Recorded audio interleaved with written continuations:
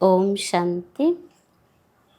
आज 15/3/2026 महावाक्य अव्यक्त बापदादा पुनरावृत्ति 24/3/2009। मुरलीर सार अच्छी बापदादा द्वारा मिलिथिबा संपत्ति गुड़ी को निज भितरे धारण करी कार्य लगाओ, अनुभवर अधिकारी हुआ।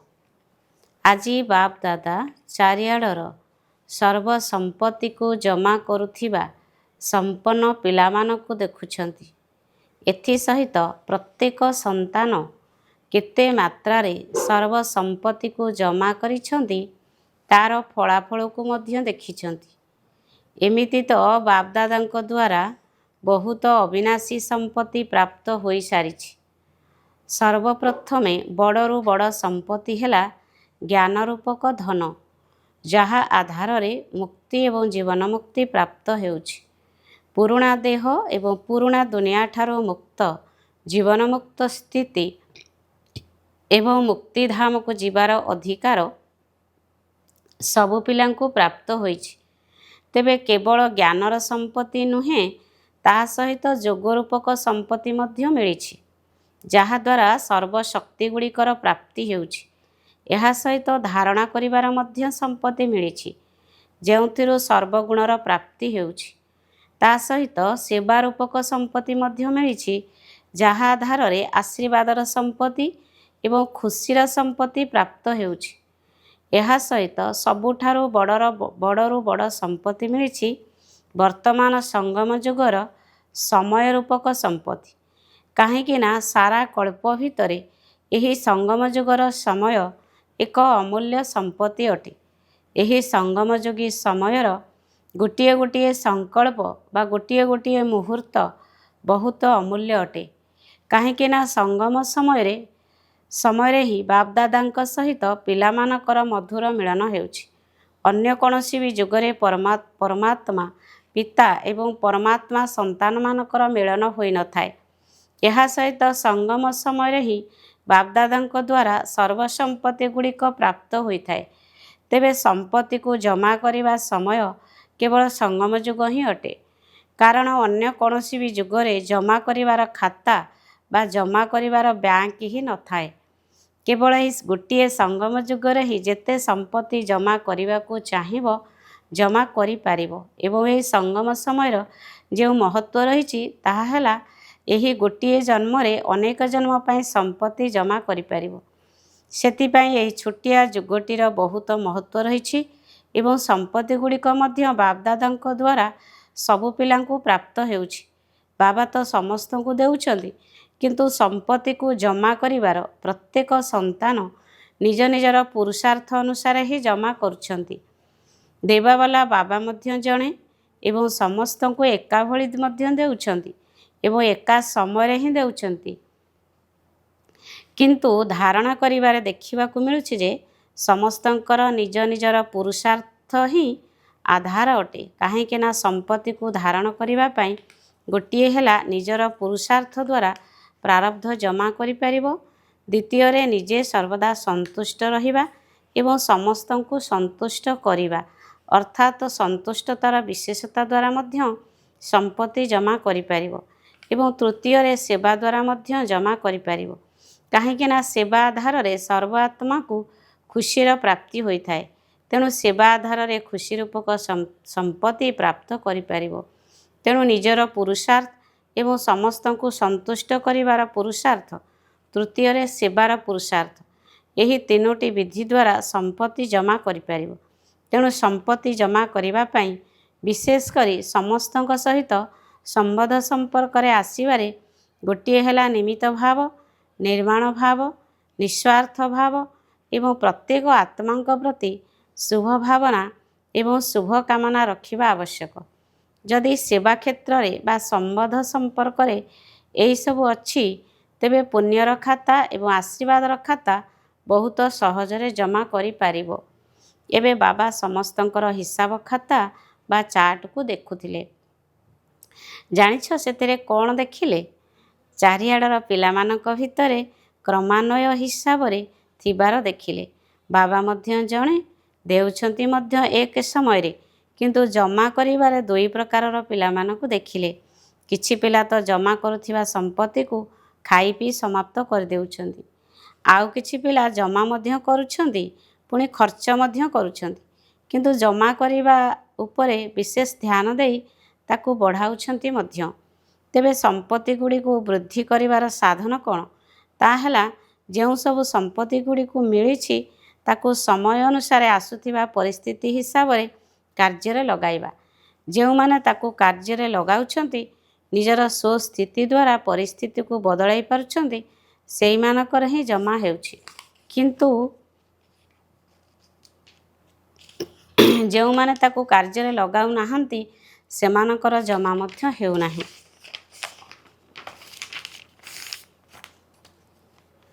ତେଣୁ ସମସ୍ତେ ନିଜେ ନିଜକୁ ପଚାର ଯେ ଆବଶ୍ୟକ ସମୟରେ ନିଜ ପ୍ରତି ବା ଅନ୍ୟମାନଙ୍କ ପ୍ରତି କାର୍ଯ୍ୟରେ ଲଗାଉଛି ତ? କାରଣ ଯେତେ ଯେତେ କାର୍ଯ୍ୟରେ ଲଗାଇବ, ସେହି ଅନୁସାରେ ସମ୍ପତ୍ତି ବଢ଼ି ବଢ଼ି ଚାଲିବ। କାହିଁକି ନା ସମ୍ପତ୍ତିକୁ କାର୍ଯ୍ୟରେ ଲଗାଇବା ଦ୍ୱାରା ଅନୁଭବ ହୋଇ ଚାଲିବ ଏବଂ ତୁମ ଭିତରେ ଅନୁଭବର ଅଧିକାରୀପଣିଆ ମଧ୍ୟ ଆସିଯିବ। ତେଣୁ ଚେକ୍ କର ଏବଂ ନିଜେ ନିଜକୁ ପଚାର ଯେ ମୋ ପାଖରେ ସର୍ବସମ୍ପତ୍ତି ଜମା ଅଛି ତ? ଏବଂ ଏହାକୁ ବୃଦ୍ଧି କରିବାର ସାଧନକୁ ମୁଁ ଯଥା ସମୟରେ କାର୍ଯ୍ୟରେ ଲଗାଉଛି ତ? ଅନୁଭବର ଅଧିକାରୀପଣିଆର ବୃଦ୍ଧି ହେଉଛି ତ? କାହିଁକି ନା ସବୁ ପ୍ରକାରର ଅଧିକାରୀପଣିଆ ଭିତରେ ଅନୁଭବର ଅଧିକାରୀପଣିଆର ଗାୟନ ସବୁଠାରୁ ଅଧିକ ଅଟେ। ତେଣୁ ପ୍ରତ୍ୟେକଙ୍କୁ ନିଜର ଖାତାକୁ ବଢ଼ାଇବାର ଅଛି ଏବଂ ଚେକିଂ ମଧ୍ୟ କରିବାର ଅଛି। କାହିଁକି ନା ଏବେ ମଧ୍ୟ ସମୟ ଅଛି ନିଜକୁ ଚେକ୍ କରି ଏବେ ବି ସମ୍ପତ୍ତିକୁ ବଢ଼ାଇ ପାରିବ। ଏବେ ତ ସୁଯୋଗ ଅଛି, ଆଗକୁ ତ ସୁଯୋଗ ହିଁ ସମାପ୍ତ ହୋଇଯିବ। ସମ୍ପତ୍ତିକୁ ବଢ଼ାଇବା ପାଇଁ ଚାହିଁଲେ ମଧ୍ୟ ବଢ଼ାଇ ପାରିବ ନାହିଁ। ବାପ ଦାଦା ଦେଖୁଛନ୍ତି ସମ୍ପତ୍ତି ମଧ୍ୟ ମିଳୁଛି ଏବଂ ଖୁସି ଖୁସିରେ ତାକୁ ନିଜ ଭିତରେ ସମାହିତ କରିବା ପାଇଁ ଚେଷ୍ଟା ମଧ୍ୟ କରୁଛନ୍ତି। କିନ୍ତୁ ସମ୍ପତ୍ତି ଯେତେବେଳେ ମିଳୁଛି, ମୁରଲି ଦ୍ୱାରା ହିଁ ସମ୍ପତ୍ତି ମିଳୁଛି। ତେଣୁ ଦୁଇ ପ୍ରକାରର ପିଲା ଅଛନ୍ତି। କିଛି ହେଲେ କେବଳ ଶୁଣିବା ବାଲା ଏବଂ ଆଉ କିଛି ଶୁଣିବା ସହିତ ତାକୁ ଜୀବନରେ ଆପଣେଇବା ବାଲା।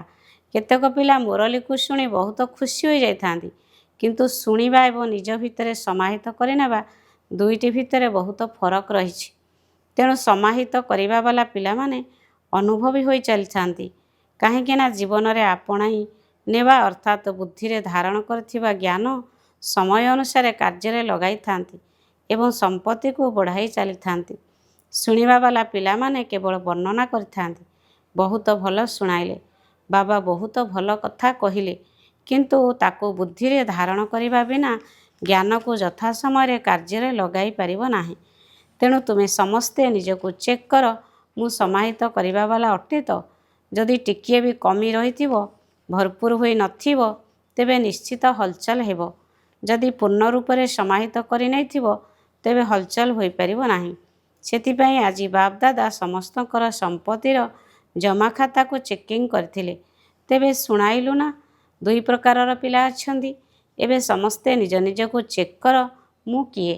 ସମ୍ପତ୍ତିକୁ ବଢ଼ାଇବା ଅର୍ଥ ଯଥା ସମୟରେ କାର୍ଯ୍ୟରେ ଲଗାଇବା। ଯେତେ ଯେତେ କାର୍ଯ୍ୟରେ ଲଗାଇ ଚାଲିଥିବ, ସେତିକି ସେତିକି ବଢ଼ି ଚାଲିଥିବ। କାହିଁକି ନା ଯାହା ବି ସମ୍ପତ୍ତି ଗୁଡ଼ିକ ରହିଛି, ତା'ର ମାଲିକ ହିଁ ତାକୁ କାର୍ଯ୍ୟରେ ଲଗାଇବ। ସମ୍ପତ୍ତି ନିଜେ ନିଜକୁ କାର୍ଯ୍ୟରେ ଲଗାଇ ପାରିବି ନାହିଁ। ତେବେ ସମସ୍ତଙ୍କୁ ସର୍ବସମ୍ପତ୍ତି ବାବା ହିଁ ପୈତୃକ ସମ୍ପତ୍ତି ରୂପରେ ଦେଇଛନ୍ତି। ତେଣୁ ବାବାଙ୍କର ସମ୍ପତ୍ତିକୁ ନିଜର ସମ୍ପତ୍ତି କରିନେବା, ଏଥିପାଇଁ ସମସ୍ତଙ୍କୁ ନିଜ ଉପରେ ଧ୍ୟାନ ଦେବାକୁ ପଡ଼ିବ। କାହିଁକି ନା ଯିଏ ଯେତିକି ସମ୍ପତ୍ତିରେ ଭରପୁର ହୋଇଥିବ, ସେତିକି ହିଁ ଭରପୁର ଅବସ୍ଥାରେ ଅଚଳ ଅଟଳ ହୋଇଥିବ।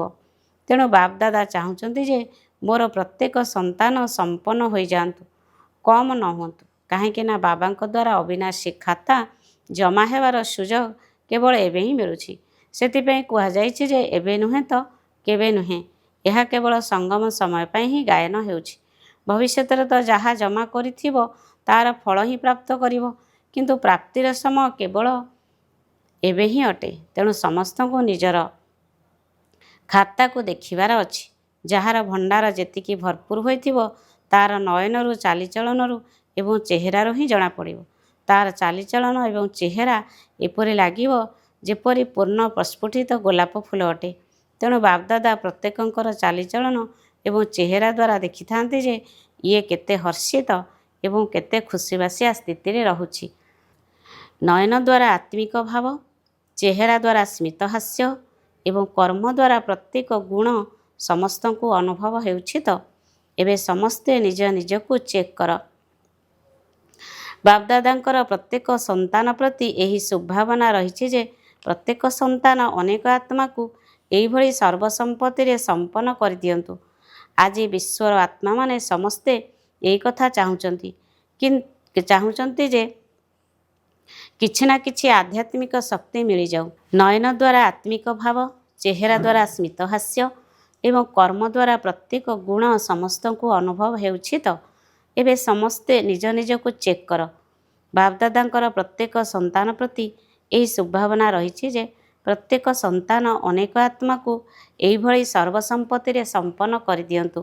ଆଜି ବିଶ୍ୱର ଆତ୍ମାମାନେ ସମସ୍ତେ ଏହି କଥା ଚାହୁଁଛନ୍ତି ଯେ କିଛି ନା କିଛି ଆଧ୍ୟାତ୍ମିକ ଶକ୍ତି ମିଳିଯାଉ ଏବଂ ଆଧ୍ୟାତ୍ମିକ ଶକ୍ତିର ଦାତା କେବଳ ତୁମେ ବ୍ରାହ୍ମଣ ଆତ୍ମାମାନେ ହିଁ ଅଟ। କାହିଁକି ନା ହୋଲିଏଷ୍ଟ ଅର୍ଥାତ୍ ଶ୍ରେଷ୍ଠ ପବିତ୍ର ଏବଂ ହାଇଏଷ୍ଟ ଅର୍ଥାତ୍ ସର୍ବୋଚ୍ଚ ଏବଂ ରିଚେଷ୍ଟ ଅର୍ଥାତ୍ ଶ୍ରେଷ୍ଠ ସମ୍ପତ୍ତିବାନ ତୁମେ ବ୍ରାହ୍ମଣ ଆତ୍ମାମାନେ ହିଁ ଅଟ। ସବୁ ଆତ୍ମାମାନଙ୍କ ଠାରୁ ହୋଲିଏଷ୍ଟ ମଧ୍ୟ ତୁମେମାନେ ହିଁ ଅଟ। ତେଣୁ ତୁମ ଆତ୍ମାମାନଙ୍କର ଯେଉଁଭଳି ବିଧିପୂର୍ବକ ପୂଜା କରାଯାଉଛି ଆଉ କାହାର ବି ସେଭଳି ହେଉନାହିଁ। ଏବେ ଶେଷ ଜନ୍ମରେ ମଧ୍ୟ ତୁମ ଆତ୍ମାମାନଙ୍କର ଯେଉଁଭଳି ପୂଜା ହେଉଛି ଅନ୍ୟ କୌଣସି ବି ଧର୍ମପିତା ବା ମହାନ ଆତ୍ମା ଯେଉଁମାନେ ବି ନିମିତ୍ତ ହେଉଛନ୍ତି ସେମାନଙ୍କର ମଧ୍ୟ ଭଳି ହେଉନାହିଁ। ଯଦିଓ ସେମାନଙ୍କର ମଧ୍ୟ ସ୍ମାରକୀ ତିଆରି ହେଉଛି କିନ୍ତୁ ବିଧିପୂର୍ବକ ପୂଜା ହେଉନାହିଁ ଏବଂ ତୁମମାନଙ୍କ ଭଳି ସମ୍ପତ୍ତିବାନ ଯାହାକି ରିଚେଷ୍ଟ ଇନ୍ ଦ ୱାର୍ଲଡ ବୋଲି ଗାୟନ ହେଉଛି। ତୁମେ ବ୍ରାହ୍ମଣମାନେ ଏହି ଗୋଟିଏ ଜନ୍ମରେ ଜମା କରିଥିବା ସମ୍ପତ୍ତି 21 ଜନ୍ମ ପର୍ଯ୍ୟନ୍ତ ତୁମ ସାଥିରେ ରହିବ, ଯାହାର ଗ୍ୟାରେଣ୍ଟି ରହିଛି। କାହିଁକି ନା ସ୍ୱୟଂ ପିତାଙ୍କ ଦ୍ୱାରା ପୈତୃକ ସମ୍ପତ୍ତି ପ୍ରାପ୍ତ ହେଉଛି। ତେଣୁ ବାବା ଯେପରି ଅବିନାଶୀ ଅଟନ୍ତି ସେହିପରି ବାବାଙ୍କ ଦ୍ୱାରା ମିଳିଥିବା ସମ୍ପତ୍ତି ମଧ୍ୟ ଅବିନାଶୀ ହୋଇଯାଉଛି। ସେଥିପାଇଁ ରିଚେଷ୍ଟ ଇନ୍ ଦ ୱାର୍ଲଡ ଏବଂ ହୋଲିଏଷ୍ଟ ଇନ୍ ଦ ୱାର୍ଲଡ ହୋଇଯାଉଛି। ତେବେ ସମସ୍ତେ ନିଜକୁ ଏହିଭଳି ବିଶେଷ ସେବାଧାରୀ ମନେ କରୁଛ ତ?